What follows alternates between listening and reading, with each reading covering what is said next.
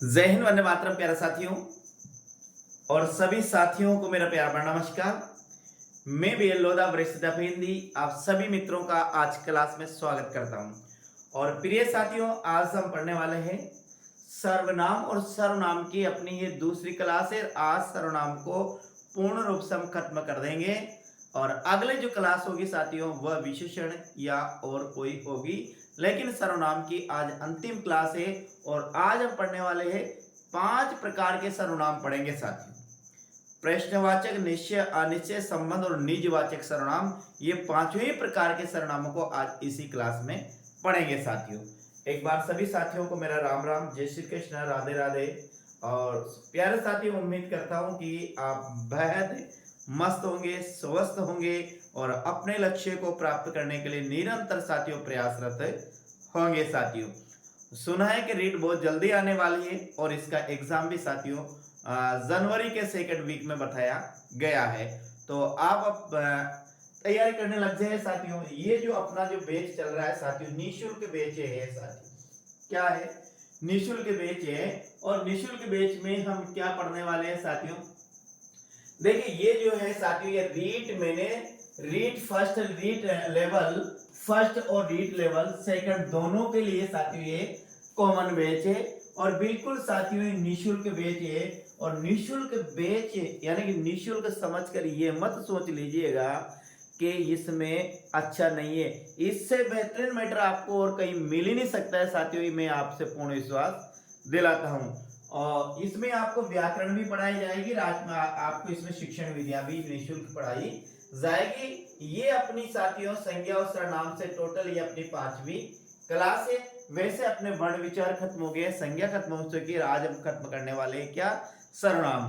तो एक और साथियों, साथ ही साथ चैनल पर पहली बार तो चैनल को जरूर सब्सक्राइब कीजिएगा और साथ साथ साथियों बेल आइकन को जरूर प्रेस करिएगा। तो हम बढ़ते हैं साथियों आज आगे और आप बने रहिएगा क्लास में अंत तक। यदि आपको निश्चित रूप से रीट में सफलता प्राप्त करनी है, ये रीट साथियों मेन और रीट प्रिय दोनों के लिए साथियों सेम है साथियों। आप ये मत सोचिए रीट प्रिय के लिए है, आपको साथियों ये रीट मेन में भी इसी प्रकार से आपको प्रश्न आएंगे। देखिएगा, हाँ, जो सर्वनाम होते हैं वो 6 प्रकार के होते हैं। कितने प्रकार के? पहली क्लास में अपन देखा था कि सर्वनाम के होते हैं वो कितने प्रकार के होते हैं साथियों? 6 प्रकार के सर्वनाम होते हैं। उसमें से अपने एक प्रकार का सर्वनाम पढ़ लिया था जिसे हम कहते हैं साथियों पुरुषवाचक सर्वनाम। उस सर्वनाम की अपने परिभाषा देख लेती। आज से अपना जो चलेगा वो अपना चलेगा यहाँ पर क्या? प्रश्नवाचक सर्वनाम साथियों हम पढ़ेंगे आज यहाँ प्रश्नवाचक सर्वनाम के विषय में। अब देखिए प्रश्नवाचक सर्वनाम विषय में क्या पढ़ना है, कैसे पढ़ना है, ध्यान से देखिएगा। बात करते हैं अपना आता है प्रश्नवाचक सर्वनाम। अब जैसे प्रश्नवाचक सर्वनाम है, ये यहाँ पर जो लिखा हुआ है इसी से आप अंदाजा लगा सकते हो कि ऐसा जो प्रश्न का बोध कराए वह प्रश्नवाचक सर्वनाम कहलाता है। यानी क्या? देखिएगा, जिस सर्वनाम का प्रयोग प्रश्न पूछने में किया जाता है प्रश्नवाचक सर्वनाम कहलाते हैं। क्या? जिस सर्वनाम का प्रयोग किस पूछने में? प्रश्न पूछने में किया जाता है वह प्रश्नवाचक सर्वनाम कहलाता है। सर्वनाम तो आपने पढ़ी, परिभाषा तो आपके है। संज्ञा के स्थान पर प्रयुक्त होने वाले शब्दों को क्या कहा जाता है साथियों? सर्वनाम कहा जाता है। और यहाँ पर क्या लिखा हुआ है? जिन सर्वनामों का प्रयोग प्रश्न पूछने में किया जाता है उनको प्रश्नवाचक सर्वनाम के नाम से जाना जाता है। अब देखिए, जैसे यह लिखा, जैसे कब, कौन, कहाँ, कैसे, क्यों, किसके लिए, किसने और किसको, ये आदि जो शब्द है साथियों ये सब क्या है? ये सब प्रश्नवाचक, प्रश्न उत्पन्न करने वाले शब्द है, प्रश्न पूछने वाले शब्द है, प्रश्न के स्थान पर प्रयुक्त होने वाले शब्द है। ये अपने एक प्रश्न पूछते हैं अंदर, तो ये सब क्या है साथियों? ये प्रश्न का बोध कराने वाले शब्द है। प्रश्न का बोध कराने वाले क्या है? शब्द। कौन, कब, कौन, कहाँ, कैसे, क्यों, किसके लिए, किसने और किसको। ये जितने भी है साथियों, ये सब हमें प्रश्न का बोध करा रहे, प्रश्न का ज्ञान करा रहे, इसलिए ये क्या है, ये प्रश्नवाचक सर्वनाम है मेरे साथियों। अब देखिए यहाँ नोट करके लिखा है, मेरे ध्यान समझिए नोट करके क्या लिखा है। पहला यहाँ पर है क्या मैं पास हो जाऊंगा, ये लिखा हुआ प्रश्नवाचक चिन्ह। क्या मैं पास हो जाऊंगा, ये प्रश्नवाचक सर्वनाम है। दूसरा में देखिए यहाँ क्या लिखा, क्या मैं पास हो जाऊंगा। सेम वाक्य साथियों, केवल इन चिन्हों का अंतर है।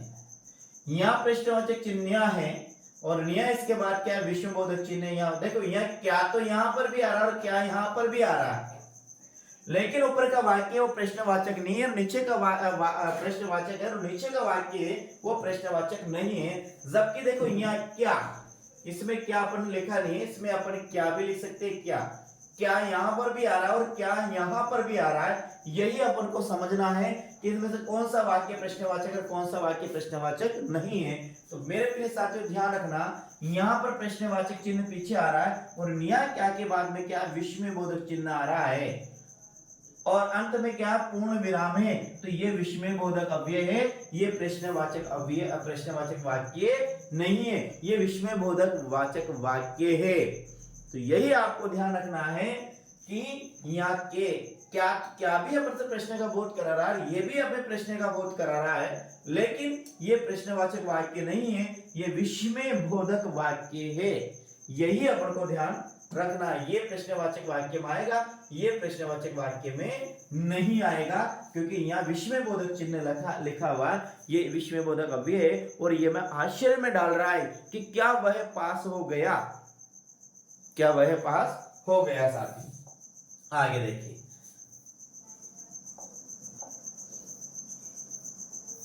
और है देखिए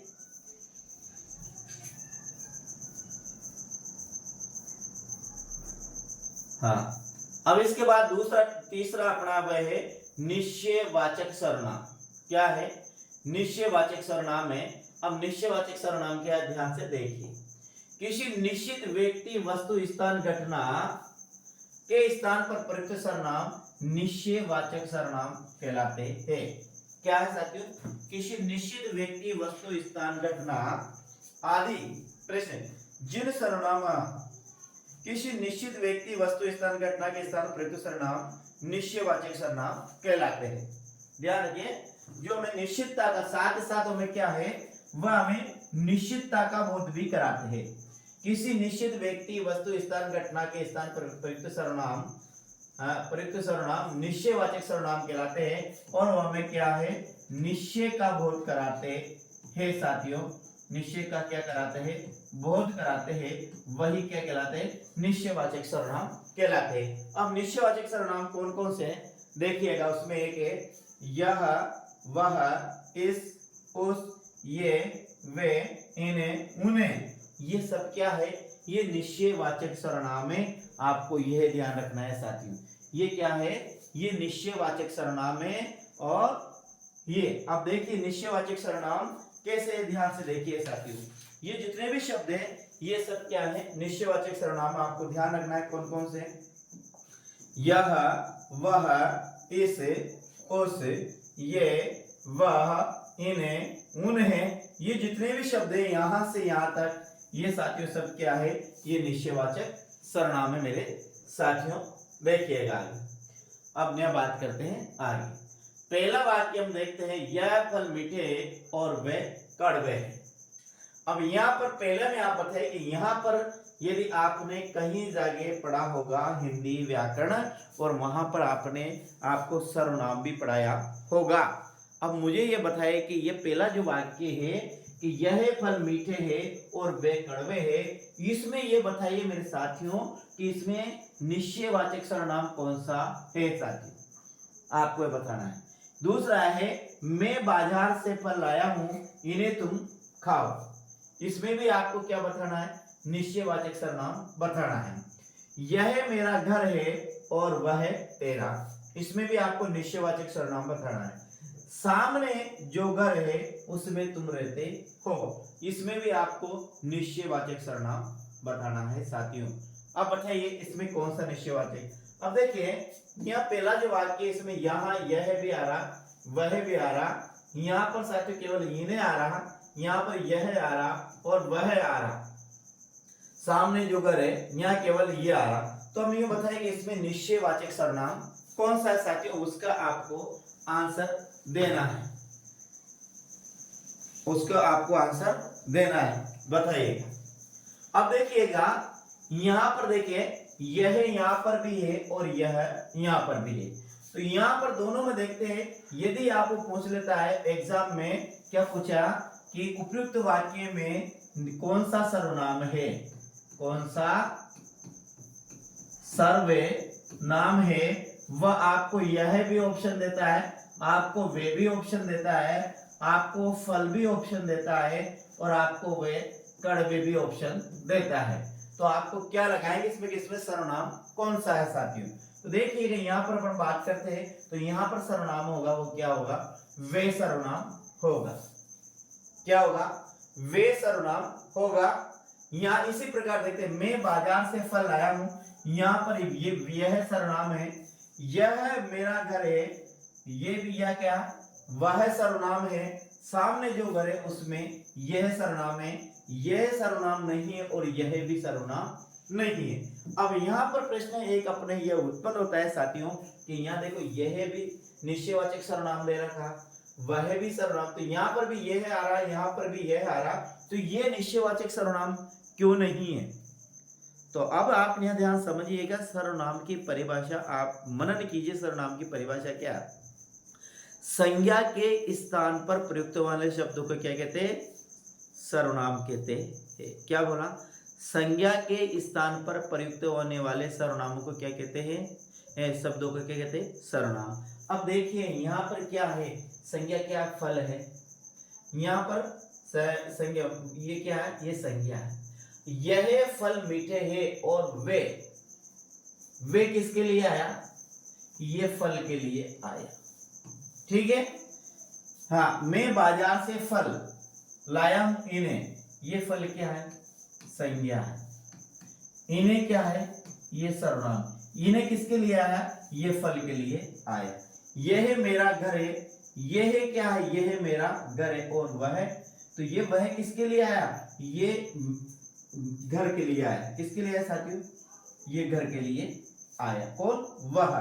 तो ये घर क्या है, ये घर तो संज्ञा है और संज्ञा के स्थान पर कौन प्रयुक्त हुआ, वह है, तो ये कौन है, सर्वनाम है। इसी प्रकार सामने जो घर है उसमें अभी ये क्या है, ये तो संज्ञा है और ये उसमें क्या है, सर्वनाम है। आपको बड़ी मुश्किल से ध्यान से समझना है, फिर आपको समझ में नहीं आएगा और ये प्रश्न आपको गलत जाएगा, ये आपका प्रश्न गलत जाएगा। तो यहाँ देखिएगा ये सर्वनाम है, यह सर्वनाम है, वह सर्वनाम है और उसमें सर्वनाम है और यह है निश्चयवाचक सर्वनाम है। यहाँ पर यह सर्वनाम नहीं है और यह भी सर्वनाम नहीं है साथियों। अब क्यों नहीं है, क्योंकि आपने सार्वनामिक विशेषण की परिभाषा को आप याद कीजिए कि सार्वनामिक विशेषण की परिभाषा क्या होती है।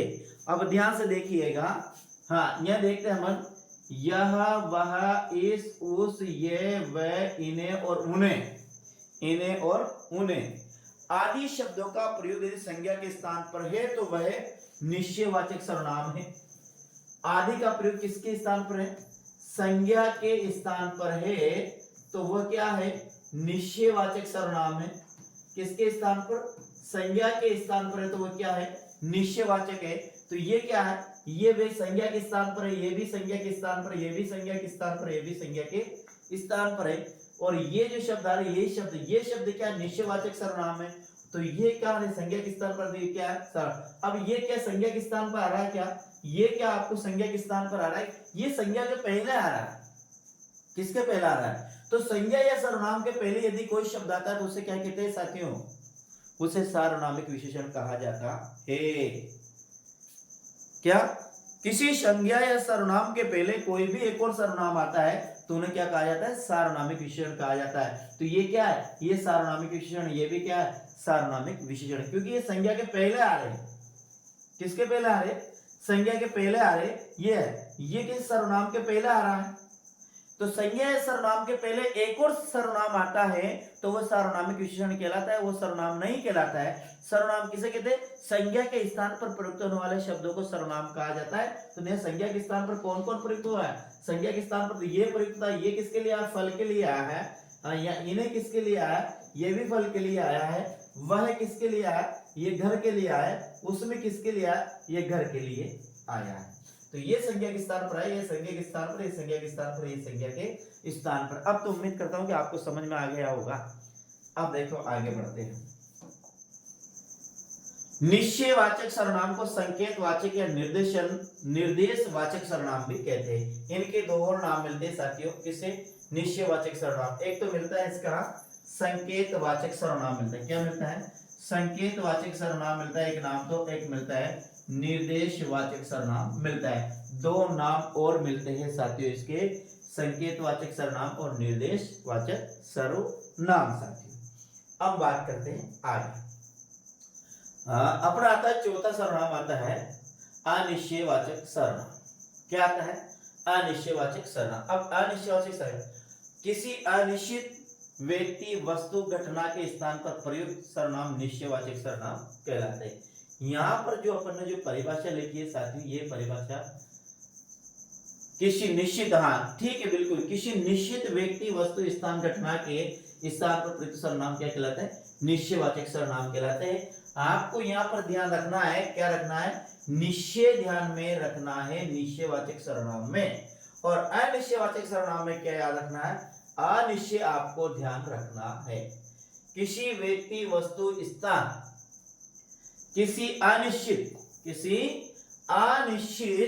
व्यक्ति, वस्तु, स्थान या घटना के स्थान पर प्रयुक्त सर्वनाम क्या कहलाते हैं? निश्चयवाचक, अनिश्चयवाचक सर्वनाम कहलाते हैं। क्या कहलाते हैं?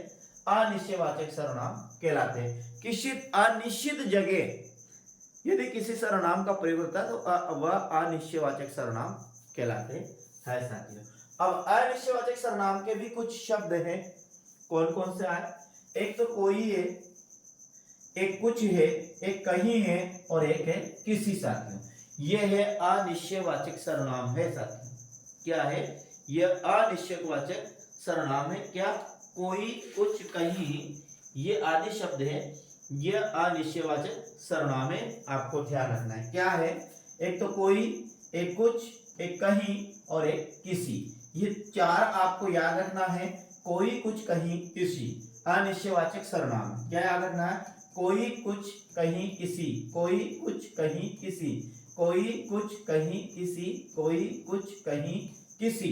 आपको ध्यान रखना है कोई, कुछ, कहीं, किसी, कोई, कुछ, कहीं, किसी, कोई, कुछ, कहीं, किसी। ये आपको ध्यान रखना है। अनिश्चयवाचक सर्वनाम में इन चारों को आपको ध्यान में रखना है। अब देखिए अनिश्चयवाचक सर्वनाम। चाय में कुछ गिर गया। चाय में कुछ गिर गया। क्या गिरा? कुछ गिरा, पता नहीं। क्या गिरा? कुछ गिरा, पता नहीं। चाय में कुछ गिरा, तो यह है अनिश्चयवाचक सर्वनाम। पता ही नहीं कौन गिरा। दरवाजे पर कोई खड़ा, अनिश्चय है, पता नहीं कौन खड़ा है, तो ये दरवाजे पर कोई खड़ा है, कोई शब्द आया, ये हमें अनिश्चितता का बोध करा रहा है। वह किसी को ढूंढ रहा, किसी अनिश्चितता का बोध करा रहा है। किसी को, पता ही नहीं किसी को, तो ये अनिश्चितता का बोध करा है, तो अनिश्चयवाचक सर्वनाम है। राजू कहीं गया, कहां गया पता नहीं, ये भी अनिश्चितता का बोध करा रहा है। तो आपको ध्यान रखना है, ये शब्द याद रखना है आपको, कोई, कुछ, कहीं, किसी। यदि ये किसी वाक्य में आते हैं साथियों तो ये अनिश्चयवाचक सर्वनाम है। और अपन ने देखा निश्चयवाचक सर्वनाम में, निश्चयवाचक सर्वनाम में यदि एक कोई किसी वाक्य में ये शब्द आते हैं तो वो क्या है? निश्चयवाचक सर्वनाम की पहचान चिन्ह है। और ये अनिश्चयवाचक सर्वनाम के पहचान चिन्ह है। कौन कौन सा? कोई, कुछ, कहीं, किसी। किसके पहचान चिन्ह? ये ध्यान रखना, यह है अनिश्चयवाचक सर्वनाम के पहचान चिन्ह है। कुछ, कोई, किसी और कहीं, यह है साथियों अनिश्चयवाचक सर्वनाम के पहचान चिन्ह। अब बात करते हैं अगला पांचवा। पांचवा है संबंधवाचक सर्वनाम। जिन सर्वनामों का प्रयोग संबंध बताने में किया जाता है संबंधवाचक सर्वनाम कहलाता है। किनका? जिन सर्वनाम शब्दों का, यहाँ एक और लिख सकते हैं साथियों, यहाँ अनिश्चयवाचक शब्दों या फिर लिखते हैं जिन सर्वनाम शब्दों का, ठीक है, या जिन सर्वनामों का। यदि सर्वनाम बोलेंगे तो भी वो शब्द उसमें छिपा हुआ है, शब्द लिख देंगे तो थोड़ा वो ठीक हो जाएगा, बाकी ये भी ठीक है। तो जिन सर्वनामों का प्रयोग संबंध बताने में किया जाता है संबंधवाचक सर्वनाम कहलाते हैं। ये संबंधवाचक सर्वनाम की क्या है? परिभाषा है साथी। किसी उपवाक्य में एक संज्ञा या सर्वनाम का दूसरी संज्ञा या सर्वनाम से जो संबंध हो वहां संबंधवाचक सर्वनाम होता है। अब संबंधवाचक सर्वनाम की एक और शर्त है साथी, यहां पर एक उपवाक्य होगा, एक प्रधान उपवाक्य होगा, एक उपवाक्य होगा और एक प्रधान उपवाक्य होगा सर, यानी एक प्रधान वाक्य होगा और एक क्या होगा? उपवाक्य होगा। दोनों आपस में जुड़े नहीं होंगे। देखिए यहां पर क्या है, किसी उपवाक्य में एक संज्ञा या सर्वनाम, यानी एक संज्ञा होगी एक और सर्वनाम, या तो संज्ञा होगी या सर्वनाम होगा, उसका संबंध दूसरी संज्ञा या सर्वनाम से होगा। यानी कि या तो दो संज्ञा होगी या फिर दो सर्वनाम होगा, या एक संज्ञा होगी या एक सर्वनाम होगा, या एक सर्वनाम होगा एक संज्ञा होगी। लेकिन यहाँ दो होगा, एक संज्ञा एक सर्वनाम, या कोई सा भी ऐसे मिलकर दो होगा, और दोनों ही आपस में, दोनों का एक दूसरे से क्या रहेगा? संबंध रहेगा। अब संबंध कैसे? देखिएगा, संबंधवाचक सर्वनाम का प्रयोग युग्म में होता है। युग्म का मतलब जोड़े में होता है। संबंधवाचक सर्वनाम का प्रयोग युग्म में होता है। युग्म का मतलब है जोड़े में होता है। किसमें? युग्म का मतलब है जोड़ा, जोड़ा का मतलब है दो, यानी संबंधवाचक सर्वनाम आएगा वो एक साथ दो आएगा, एक के बिना दूसरे का अर्थ नहीं निकलेगा। ये हमें ध्यान रखना है। क्या? एक के बिना दूसरे का अर्थ किसी भी हालत में नहीं निकलेगा, यह हमें ध्यान रखना है। कैसे? देखिए, जैसा और वैसा, जहां जैसा आएगा वहां वैसा आएगा, जहां जितना आएगा वहां उतना आएगा, जहां जिसे आएगा उसके साथ उसे आएगा, जहां आएगा वहां भी आएगा, और जब आएगा तो वो तब भी आएगा। ये दोनों का अपन कहते हैं इनका काठी बाटी का संबंध है। यानी ये दोनों, ये शब्द है, दो शब्द है, इनका एक दूसरे से संबंध है। जहां एक आता है वहां दूसरा भी आता है। जैसे लोकोक्ति की बात करते हैं, जिसकी लाठी उसकी बेस, जितना पढ़ोगे उतने अंक लाओगे, जैसा करोगे वैसा भरोगे, जैसा करोगे वैसा पाओगे। तो ये दोनों का क्या? एक दूसरे से संबंध है। तो ये संबंधवाचक सर्वनाम की पहचान है। जैसे यहां पढ़ेंगे, जैसा कर्म करोगे वैसा फल भोगोगे। अब यहाँ पर जैसा आया, यहाँ पर क्या है? वैसा आया। तो जैसा वैसा से हम पहचान लेंगे कि संबंधवाचक सर्वनाम है। जैसा कर्म, ये देखो ये कर्म है, जैसा कर्म है, यहाँ ये फल है। फल क्या है? संज्ञा है। कर्म क्या है? कर्म भी एक संज्ञा है। कर्म भी क्या है? संज्ञा। यहाँ देखो, जितना गुड़, गुड़ भी क्या है? संज्ञा है। मीठा क्या है? विशेषण है।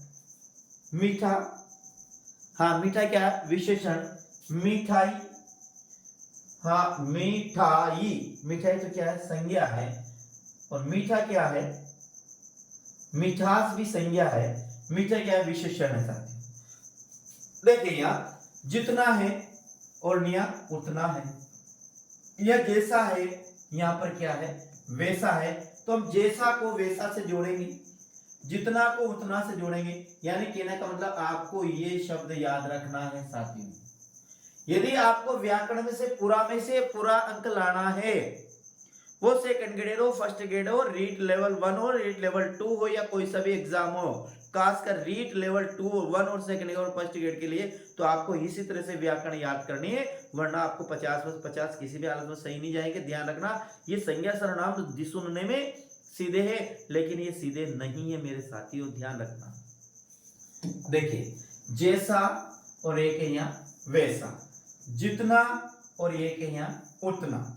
ठीक है, आगे जैसी करनी वैसी भरनी। देखिए जैसी आया कि जैसी के बाद क्या है, वैसी आया।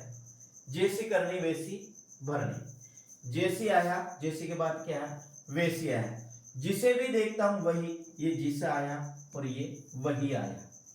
जहां देखो वहां भीड़, जहां और वहां। जिसकी लाठी, ये जिसकी है उसकी क्या है, भैंस है। तो ये इनका संबंध होता है एक दूसरे से। जैसा और वैसा का संबंध है, जितना और उतना का संबंध है। जैसी और वैसी का सब युग्म रूप में आते हैं। जिसे और उसे, जिसे भी देखता हूं ये, जिसे उसे दोनों एक साथ आएंगे युग्म साथ। जहां और वहां युग्म रूप में आएंगे। जिसकी और उसकी ये युग्म रूप में आएंगे साथियों। तो ये ध्यान रखना, ये हमेशा युग्म रूप में ही आते हैं। तो जहां पर ये आपको युग्म रूप में मिलते हैं वो ध्यान रखना, वो क्या है, वही क्या है साथियों, वही क्या है, संबंधवाचक सर्वनाम है। अब एक और सर्वनाम अपने बसता है सर्वनाम, वो बसता है साथियों निजवाचक सर्वनाम। अब निजी का मतलब होता है पर्सनल। निजी संपत्ति आपने नाम सुना होगा।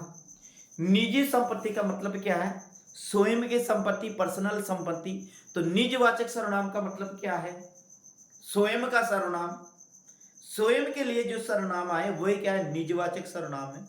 आपने सुना होगा निजी संपत्ति, तो आपने सुना होगा कि मेरे पिताजी की मेरे निजी संपत्ति थी, मेरी निजी संपत्ति है, वो निजी संपत्ति के लिए वो लड़ते लड़ते मर गए। तो ये निजी नाम आपने सुना होगा, ये निजी ही क्या है, निजी, निज से ही निजी बना है। तो ये निजवाचक सर्वनाम है, निजवाचक सर्वनाम है। निज का मतलब स्वयं के लिए जो सर्वनाम आता है वही क्या है, निजवाचक सर्वनाम है। परिभाषा में देखें, निज का अर्थ है स्वयं, निज का अर्थ है स्वयं। वक्ता, श्रोता, लेखक, पाठक के लिए स्वयं के अर्थ में प्रयुक्त किए जाने वाले सर्वनाम निजवाचक सर्वनाम कहलाते हैं। वो वक्ता भी हो सकता है, श्रोता भी हो सकता है, लेखक भी हो सकता है, पाठक भी हो सकता है। वक्ता बोलने वाला, श्रोता सुनने वाला, लेखक लिखने वाला, पाठक पढ़ने वाला के लिए इनके स्वयं मैं हूं वक्ता, आप श्रोता, आप बोलते हो तो आप वक्ता, मैं सुनता हूं तो मैं श्रोता। अपन स्वयं, आप और मैं स्वयं फिर अपने लिए कोई दूसरे सर्वनाम का प्रयोग करते हैं तो वो निजवाचक सर्वनाम कहलाता है।